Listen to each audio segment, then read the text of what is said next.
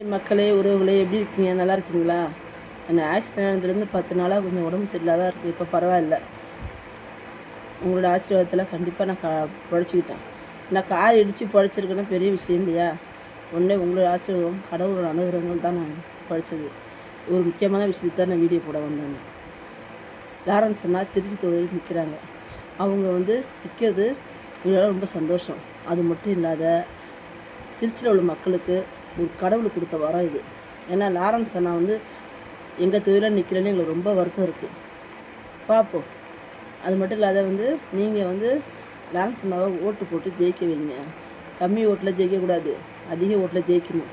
அதுதான் நீங்கள் லாரன்ஸ் அண்ணா கொடுக்குற மரியாதை, கௌரவம் எல்லாம். லாரன்ஸ் அண்ணா ஜெயிச்சிருவாங்கன்னு உங்களுக்கும் தெரியும்.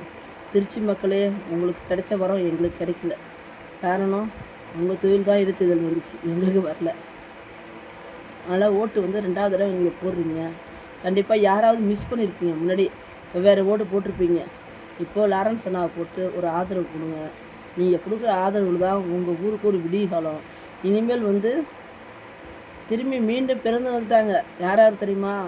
பெரியார், அண்ணா, காமராஜர், அம்பேத்கர், எம்ஜிஆர், ஜெயலலிதா அம்மா, இவங்க எல்லாம் மீண்டும் பிறந்து வந்துட்டாங்க உங்களுக்காக செய்யறதுக்கு.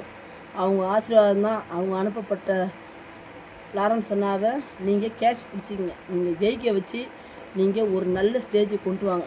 ஏன்னா உங்களுக்கு நல்லது சேர்ந்த இடத்துக்கு வந்திருக்காங்க. லாரன்ஸ் அண்ணா பற்றி நாங்களாம் சொல்லி எல்லாருக்கும் தெரியணும் தேவையே இல்லை. ஏன்னா இதுக்கு முன்னாடி நிறைய செஞ்சுருவாங்க லாரன்ஸ் அண்ணா. எவ்வளோ பேருக்கு ஊனமுற்றவங்க, திருநங்கைங்களுக்கு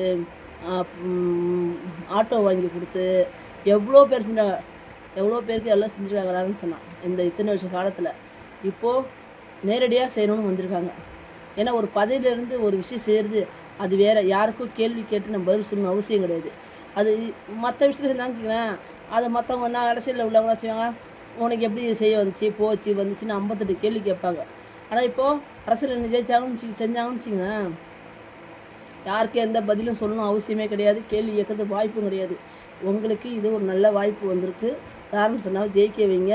இந்த வீடியோ பார்க்குறதெல்லாம் எல்லா இடத்துக்கும் ஷேர் பண்ணுங்கள். உங்களுக்கு ஷேர் பண்ணுறதுனால ஒரு நஷ்டமும் வராது இல்லையா? அப்போ தான் மக்களுக்கு நாங்கள் சொல்கிற சின்ன சின்ன விஷயங்கள் கிராமத்துலேருந்து பேசுகிறோம், சிதம்பரம் சைட்லேருந்து பேசுகிறோம். நாங்கள் இங்கேருந்து நீங்கள் ஷேர் பண்ணி விட்டால் தான், அந்த பக்கம் மக்கள் ஷேர் பண்ணி விட்டால் தான் எல்லோரும் பார்ப்பாங்க.